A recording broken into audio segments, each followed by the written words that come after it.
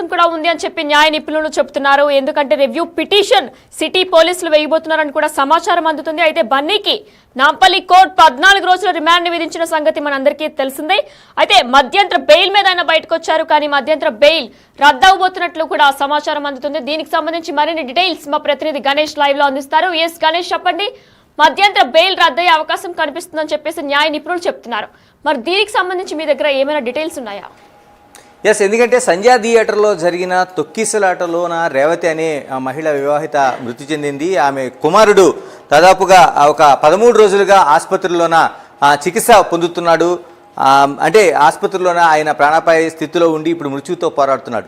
అంటే టోటల్గా జరుగుతున్న దాంట్లోన అల్లు అర్జున్కి బెయిల్, ఆయనకి జైలు 18 మంది దాంట్లోన రిమాండ్ వేయడానికి దాదాపు 11వ ముద్దాయిగా ఉన్నాడు. ఆయన తీసుకెళ్లారు. తర్వాత నాంపల్లి కోర్టులో ఆయన సంబంధించిన కేసు నడిచింది. 14 రోజుల పాటు రిమాండ్ విధించారు. అంటే ఇక్కడ వరకు ఆ కేసు చాలా ఉత్కంఠ నడిచింది. అల్లు అర్జున్ వచ్చిన తర్వాత ఆ రోజు ఉదయం నుంచి పోలీసులు తీసుకెళ్లడం దగ్గర నుంచి నాంపల్లి కోర్టులో ప్రవేశపెట్టడం, కింది కోర్టులో ప్రవేశపెట్టిన తర్వాత ఆయనకి జైలు శిక్ష ఖచ్చితంగా ఉంటుందనేది 14 రోజుల పాటు రిమాండ్ విధించారు. కానీ ఇంతలోనే అంటే పూర్తిగా గడిచిన మధ్యాహ్నం లంచ్ మోషన్ పిటిషన్ దాఖలు చేశారు అత్యవసరంగా. కానీ లంచ్ మోషన్ 12 గంటల నుంచి 2 గంటల లోపల జరగాల్సింది. సాయంత్రం వరకు లంచ్ మోషన్ పిటిషన్ నడిచింది. దానిపైన ఇంట్రీమ్ బెయిల్, ఏదైతే మధ్యంతరంగా కూడా ఇంట్రీమ్ బెయిల్ పిటిషన్ అయితే హైకోర్టులో మూవ్ చేశారు. బెయిల్ వచ్చింది. కానీ ఏదైతే బెయిల్కి సంబంధించిన ఆ కోర్టు జైలుకి సంబంధించిన ఆ పిటిషన్ వాళ్ళకి ఆ పత్రాలని వెళ్లాల్సిన దాంట్లో కొంత ఆలస్యం జరగడంతో ఆయన ఆ రోజు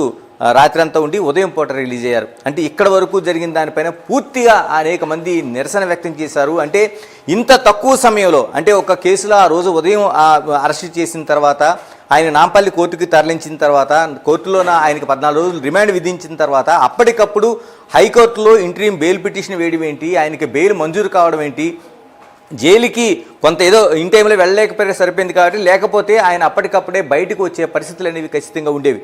అంటే ఇక్కడే సామాన్యుడికి ఒక న్యాయం, సెలబ్రిటీకి ఒక న్యాయం అనేది సోషల్ మీడియా కాదు అనేక మంది ఇదే ప్రశ్న సంధించారు. అంటే ఒక సామాన్యుడి విషయంలో నిజంగా ఆ రోజు ఉదయం అరెస్ట్ అయితే మధ్యాహ్నం ఒక కింది స్థాయి కోర్టు ఆయనకి రిమాండ్ విధిస్తే అప్పటికప్పుడు ఇంట్రీమ్ బెయిల్ పిటిషన్ అనేది లంచ్ మోషన్లో మూవ్ అయ్యే అవకాశం ఉందనేది న్యాయ నిపుణులతో సైతం దీన్ని ప్రశ్నించారు.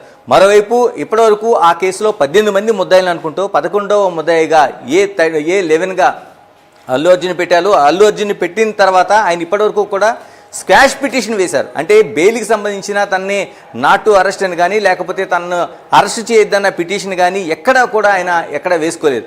కానీ ఈ కేసు తనకు సంబంధం లేదు, అంటే జరిగిన తొక్కిసలాటకు కావచ్చు లేకపోతే మిగతా అంశాలకు తనకు ఎలాంటి సంబంధం లేదు కాబట్టి తన్ని ఈ కేసు నుంచి మినహాయించాలని స్క్వాష్ పిటిషన్ మాత్రమే ఆయన హైకోర్టులో దాఖలు చేశారు. అంటే స్క్వాష్ పిటిషన్ ఇంకా విచారణలో ఉండగానే ఇక్కడ పోలీసులు అరెస్ట్ చేశారు. అరెస్ట్ చేసి ఆయన్ని నాంపల్లి కోర్టులో ప్రవేశపెట్టారు. 14 రోజుల పాటు రిమాండ్ విధించారు. ఆ తర్వాత ఆకస్మికంగా ఇంట్రీమ్ బెయిల్ కోసం హైకోర్టులో ఎలా మూవ్ చేశారనేది ఇప్పుడు న్యాయ నిపుణులకి అతిపెద్ద సవాల్గా ఆ రోజున నిలిచిన తర్వాత దానికి ఇప్పుడు అనేక తర్జన భర్జన జరిగిన తర్వాత ఈ రోజు వరకు కూడా ఆయన ఆ రోజు 12 గంటల్లో మొత్తం అరెస్టు, రిమాండు, తర్వాత ఇంట్రీమ్ బెయిల్, తర్వాత జైలు నుంచి బయటకు వచ్చాడు అనేది 12 గంటల పాటు ఒక చక్రం తిరిగినట్టుగా వచ్చింది. అంటే సినిమాల్లో మనం చూస్తున్న ఘటనలాగా 2.5 గంటల సినిమాలో 3 గంటల సినిమాల్లోనూ ఒక హీరోకి సంబంధించిన కేసు, తర్వాత జైలు, బయటికి రావడం, బెయిల్స్ అన్నీ ఒకసారి జరిగిపోతాయి. అలాగా అల్లు అర్జున్ ఏదైతే ఈ కేసు ఉందో సంజయ్ థియేటర్ కేసుకు సంబంధించి 12 గంటల్లో మొత్తం జరిగిపోయింది. దీనిపైన ఇప్పటికే అనేక చర్చలు జరిగినాయి. ఇలాంటి పరిస్థితుల మధ్య ఆయన ఇంటికి వచ్చిన తర్వాత జరిగిన హడావిడిని చాలా వరకు సోషల్ మీడియా కాదు బయట సమాజం అంతా కూడా తీవ్ర నిరసన వ్యక్తం చేసింది. అంటే ఏం సాధించారని, అల్లు అర్జున్ ఏం సాధించారో ఆయన ఇంటికి వచ్చిన తర్వాత అనేక మంది సెలబ్రిటీలు, అంటే చిరంజీవి కావచ్చు, నాగబాబు కావచ్చు, లేకపోతే సురేఖ వాళ్ళ మేనత్త కావచ్చు, వీళ్ళందరికీ కుటుంబ సమస్య కాబట్టి కుటుంబంలో ఒక వ్యక్తి అరెస్ట్ అయిన తర్వాత వాళ్ళకి సానుభూతి ఉంటుంది. ఆ సానుభూతి తర్వాత వాళ్ళందరూ అక్కడికి వెళ్ళి పరామర్శించడం కావచ్చు, తనకు జరిగిన విషయాన్ని తెలుసుకోవడం కావచ్చు, ఇలాగన్నీ జరుగుతాయి ఒక కుటుంబంలో ఎక్కడైనా జరగాల్సిన అంశాలు. కానీ మిగతా సెలబ్రిటీలు, హీరోలు, దర్శకులు, నిర్మాతలు ఇలా మొత్తం ఓన్లీ పుష్ప 2 సినిమాకి సంబంధించి యూనిటే కాకుండా మొత్తం అందరూ కూడా అక్కడికి వెళ్ళి పరామర్శించడం అనేది చాలా వరకు అనేక చోట్ల విమర్శలకు దారితీసింది, ఒక ఆక్షేపణీయంగా మారింది. ఎందుకంటే ఒకవైపు ఒక కుటుంబం పూర్తిగా ఒక వ్యక్తిని నష్టపోయింది. రేవతి అనే వ్యక్తి అల్లు అభిమానిగా ఆ రోజు మొదటి షో బెనిఫిట్ షో చూద్దామని వెళ్తే అక్కడ ఉండే తొక్కిసలాట్లో అటు అభిమానులు కావచ్చు, లేకపోతే అల్లు అర్జున్ సంబంధించిన సెక్యూరిటీ కావచ్చు, ఆమె గెంటి వేయడం వల్ల కింద పడిపోవడం వల్ల ఈ ఘటన జరిగింది అనేది పూర్తిగా చెప్పిన తర్వాత ఆ కుటుంబంలో రేవతి అనేది ఆమె పూర్తిగా మరణించిన తర్వాత ఆ కుటుంబం అనాథగా మిగిలింది. ఎందుకంటే భాస్కర్ ఆ పిల్లల్ని ఒక చిన్న పాప తర్వాత మృత్యుతో పోరాడుతున్న శ్రీతేజ హాస్పిటల్లో దాదాపుగా 13 రోజులుగా కిమ్స్ హాస్పిటల్లో చికిత్స పొందుతున్నాడు. ఇంత జరిగిన తర్వాత ఇంత విషాదం నుండి ఒక కుటుంబం ఆ పక్కన ఉంటే కేవలం 12 గంటల్లో హైకోర్టు నుంచి ఇంట్రీమ్ బెయిల్ తీసుకుని బయటకు వచ్చిన తర్వాత అల్లు అర్జున్కి అక్కడ జరుగుతున్న పరామర్శలు కావచ్చు, ఆయన పట్ల సానుభూతి కావచ్చు, ఒక ప్రచారం కావచ్చు, ఇవన్నీ చూసిన తర్వాత మొత్తం సొసైటీ అంతా దీనిపైన ఒక చర్చ దారితీసింది. ఎందుకంటే ఇంత నష్టపోయిన కుటుంబానికి ఏమాత్రం పరామర్శ లేదు, వాళ్ళకి కేవలం డబ్బులు ఏదో ఒక 25 లక్షలు సహాయం చేస్తామని చెప్తున్నారు. అంటే 25 లక్షలు = ఒక రేవతి మరణంలాగా చూసే పరిస్థితి ఆ సినిమా ఇండస్ట్రీ కావచ్చు, అల్లు అర్జున్ కుటుంబం కావచ్చు, ఇవన్నీ చూస్తుంటే దీన్ని ప్రత్యేకంగా సొసైటీ అంతా అబ్జర్వ్ చేసింది, దీనిపైన ఒక నిరసన వ్యక్తం చేసింది. అనేక మంది న్యాయ నిపుణులు దీనిపైన చర్చలు చేశారు. ఈ చర్చల్లోన ఇలాంటి ఇంట్రీమ్ బెయిల్ను తమ ఇప్పటికీ కూడా చూడలేదు. ఎందుకంటే చాలా వరకు డబ్బున్న వాళ్ళకి మాత్రమే ఇక్కడ చట్టం వేరు, న్యాయం జరిగే తీరు వేరు అనేది ఒక విశ్లేషణ అయితే చేశారు. చట్టం తన పని తాను చేసుకుపోతున్న తర్వాత కూడా ఇలాగా ఇంట్రీమ్ బెయిల్ రూపంలో తీసుకురావడాన్ని వాళ్ళు తప్పుపట్టారు. ఒక సామాన్యుడికి ఇలాంటి న్యాయం జరుగుతుందనేది కూడా ఒక ప్రశ్నించారు. అయితే పోలీసులు ఆ రోజున అల్లు అర్జున్కి సంబంధించి ఆ సంజయ్ థియేటర్ రావడానికి అనుమతి కోరిన తర్వాత అనుమతి ఇవ్వకపోయిన తర్వాత కూడా ఆయన రావడం, ఒక ప్రదర్శన చేయడం, ఆ థియేటర్కు ఒక షో చేయడం కోసం ఆయన వెళ్ళిన తర్వాత ఈ తొక్కిసలాట జరిగింది.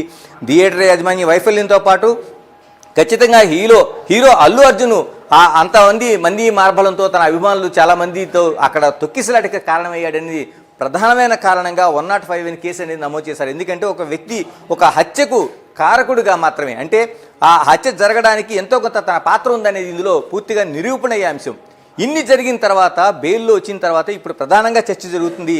ఈ ఇంట్రీమ్ బెయిల్ అనేది హైకోర్టులో వేసిన దాన్ని రద్దు చేసేది ఎలాగనేది. ఇప్పుడు ఖచ్చితంగా అటువైపే పోలీసులు, హైదరాబాద్ సిటీ పోలీసులు ఆలోచన చేస్తున్నారు. ఆలోచనలో భాగంగా ఈ పిటిషన్ అంటే ఏదైతే ఇచ్చారో దీనిపైన రివ్యూ పిటిషన్ కోరే అవకాశాన్ని ఇప్పుడు వాళ్ళు కన్ఫర్మ్ చేస్తున్నారు. ఎందుకంటే హైకోర్టులో వచ్చిన ఆ బెయిల్ పిటిషన్ని ఖచ్చితంగా రద్దు చేయాలని సుప్రీంకోర్టుకి వెళ్ళబోతున్నారు. దీనికి కూడా చిన్న ప్రాసెస్ నడుస్తోంది. ఈ ప్రాసెస్లో ఏంటంటే ఏదైతే సిటీ పోలీసు ఉన్నారో సిటీ పోలీస్కి అటు ప్రభుత్వం నుంచి అనుమతి రావాల్సి ఉంది, ప్రభుత్వం నుంచి అన్ని క్లియరెన్స్లు కూడా. ఎందుకంటే ఒకవైపు అనేక మంది సోషల్ మీడియా కావచ్చు, ఇతర బయట ఉండే సొసైటీ ప్రజలు కావచ్చు, ఆ రేవతి కుటుంబానికి అన్యాయం జరిగింది అనేది కూడా అనేక బాధను వ్యక్తం చేస్తున్నారు. ఇటువైపు సంబరాలు చేసుకుంటున్న అల్లు అర్జున్ కుటుంబాన్ని చూస్తున్నారు. కాబట్టి ప్రభుత్వం ఖచ్చితంగా బాధిత కుటుంబం వైపే ఉంటుంది. కాబట్టి ఖచ్చితంగా ఈ పిటిషన్కి ఏదైతే పోలీసులు అనుమతి కోరుతున్నారో దాన్ని ప్రభుత్వం ఇచ్చే అవకాశం కనిపిస్తోంది.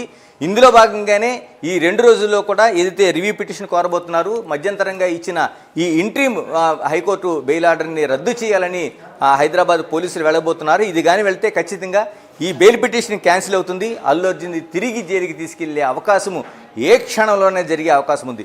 దీనిపైన ఇప్పటికే న్యాయ నిపుణులు అనేక మంది నిరసన వ్యక్తం చేస్తున్నారు. ఆ రోజున ఎన్ని కోట్ల రూపాయలు చేతులు మారితే కానీ ఈ రోజున ఆ విధంగా బెయిల్ పిటిషన్ వెళ్లాల్సిన అవసరం ఉంది. ఎందుకంటే చట్టం దాన్ని అమలు చేసుకోవాల్సిన తీరు న్యాయ రూపంలో వెళ్లాలంటే అనేక మంది లాయర్లు ఉండాలి. ఒకవైపు అప్పటికప్పుడు ఇంట్రీమ్ పిటిషన్ దాఖలు చేయడంతో పాటు ఆ బెయిల్ ఆర్డర్లు అంటే లంచ్ మోషన్ 1 నుంచి 2 గంటలు జరగాల్సింది సాయంత్రం 5 గంటల వరకు జరిగింది. అక్కడి నుంచి హైకోర్టు ఆదేశాలను తీసుకుని జైలుకి వెళ్ళడం, జైల్లో సబ్మిట్ చేయడం, ఆ రోజు ఉదయానికి 6 గంటల తర్వాత 1 నిమిషం కూడా ఆలస్యం లేకుండా వాళ్ళని విడుదల చేయడం అనేది చూస్తే ఈ ప్రాసెస్ అంతా చూసిన తర్వాత ఖచ్చితంగా ప్రజలు అనేక మంది న్యాయం నువ్వు ఎక్కడున్నావని ప్రశ్నిస్తున్నారు. చట్టం నువ్వు సీరియస్గా చర్యలు తీసుకోవాలనేది డిమాండ్ చేస్తున్నారు. ఈ 2 డిమాండ్లు అంటే న్యాయం కావాలనేది ఒకటైతే చట్టం కఠినంగా శిక్షించాలి, కఠినంగా యాక్షన్ తీసుకోవాలని ఏదైతే డిమాండ్ ఉందో ప్రభుత్వం ఆ వైపుగానే ఆలోచన చేస్తున్నట్లుగా మనకు కనిపిస్తుంది. ఇందులో భాగంగా ఇప్పుడు వేసిన మధ్యంతర అంటే ఇంట్రీమ్ బెయిల్ పిటిషన్ ఏదైతే ఉందో క్యాన్సిల్ కోసం ప్రభుత్వం వైపు పోలీసులు ఒక విజ్ఞప్తి చేశారు. దాన్ని ఖచ్చితంగా ఆమోదించినట్లుగా తెలుస్తుంది. ఈ నేపథ్యంలో ఈ 2 రోజుల్లో కూడా హైదరాబాద్ పోలీసు సుప్రీంకోర్టులో ఒక పిటిషన్ అంటే రివ్యూ పిటిషన్ కోరబోతుంది. ఎందుకు ఇవ్వాల్సిన అవసరం వచ్చింది అంతా ఇప్పుడు నిజంగానే